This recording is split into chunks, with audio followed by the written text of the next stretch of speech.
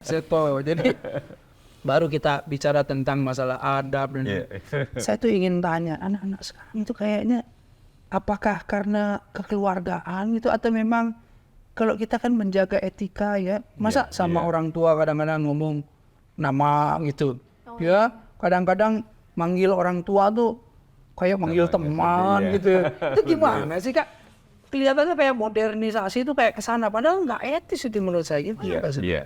Ya, saya kira nilai-nilai ilmu atau adab ketika perlu diajarkan. Perlu diajarkan. Kadang-kadang mereka yang lupa atau yang tidak mengenal tadi etika tadi yang tidak pernah diajarkan di dalam keluarga.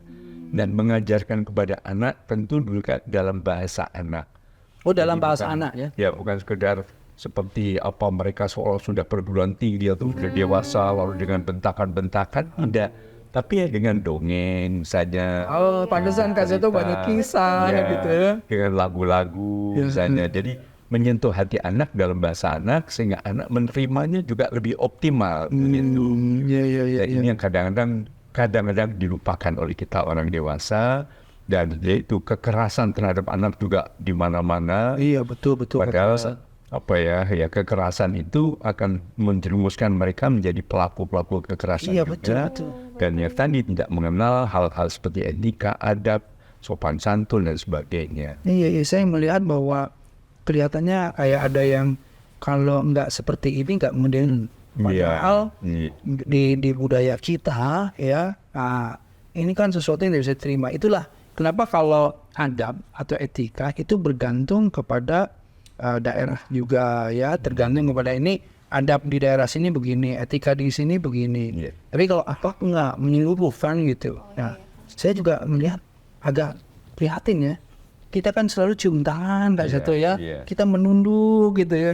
Kalau anak-anak sekarang juga kelihatannya gimana sih Kak Seto? Apakah itu mengkhawatirkan atau gimana Kak Seto? Apakah ada satu bentukan adab atau etika yang nanti mungkin di masa mendatang itu nggak perlu seperti itu lagi atau bagaimana? Ya, saya kira tetap bagaimana juga kan kita mengenal itu udah berabad-abad yang lalu kan.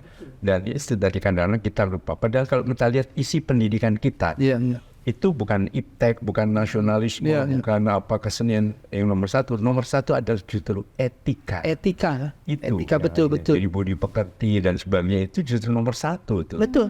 Nomor kedua baru estetika, keindahan. Nah, termasuk keindahan di dalam memberikan nasihat kepada anak-anak, dan dalam suasana menjaga lingkungannya anak-anak dan sebagainya. Lalu berikutnya adalah iptek, ilmu pengetahuan dan teknologi. Kemudian rasa bangga sebagai bangsa Indonesia, nasionalisme. Dan terakhir isi pendidikan itu kesehatan, termasuk juga kesehatan mental health yang sekarang lagi viral justru Kak Seto ya. Banyak orang yang kalau anak-anak saya bilang kena mental gitu ya. Dikit-dikit aduh aku kena mental. Jadi misalnya itu ada anak yang mudah melakukan tindak kekerasan, bahkan kadang-kadang kekerasan terhadap diri sendiri, mengakhiri hidupnya. Kalau udah paling gampang udah. Ini yang banyak sekarang ini. Kok aneh ya, ada anak yang saya baca di di sosmed gitu, di media, kok bisa anak-anak yang masih SMP, SMA, mahasiswi gitu, mengakhiri hidupnya loncat dari lantai berapa gitu ya. Kok seringkih itu, fragile sekali kok sekarang gitu. Kalau dulu kelihatannya nggak begitu. Gimana Kak Seto melihat? Ya itu tadi. Jadi dengan nilai-nilai tadi, diharapkan anak-anak juga membangun rasa percaya dirinya. Bahwa setiap anak itu unik, otentik, dan tidak terbandingkan.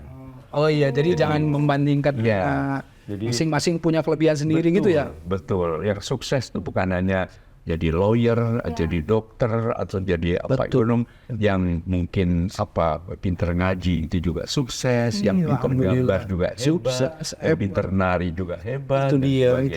Itu di negara kita sudah diapresiasi belum Pak Seto? Itu kan masalahnya. Kalau nggak diapresiasi, mereka akan minder juga. Kakak saya, dulu saya mindernya, kakak saya itu kan selalu juara 1. Oh iya Kang? Iya, kalau saya juara 2 dan 3 lah.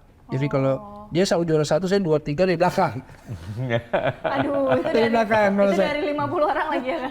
Nah, jadi saya tuh selalu minder gitu, karena ukuran keberhasilan itu ya itu gitu. Iya, betul. Sementara saya bisa musik, bisa olahraga lebih ini, tapi kayaknya tidak terapresiasi gitu loh. Makanya, nah itu sekali dimulai juga dari orang tua.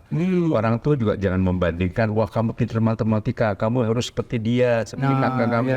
Yang pintar matematika, biologi, nyanyi, gambar, semua sama. Ibaratnya kalau di Indonesia ada 5 Rudi yang hebat. Ada Rudi Habibie, Rudi Hartono, ya, Rudi Salam, Rudi Salam, Rudi ya. Khairuddin, Rudi Hadi Suwarno. Rudi Jadi semuanya hebat di bidangnya masing-masing gitu. Dari nama Rudi aja seperti itu. Apalagi kalau dari nama Agus. Wah, Agus banyak banget. Asep, Agus. Stand sekarang.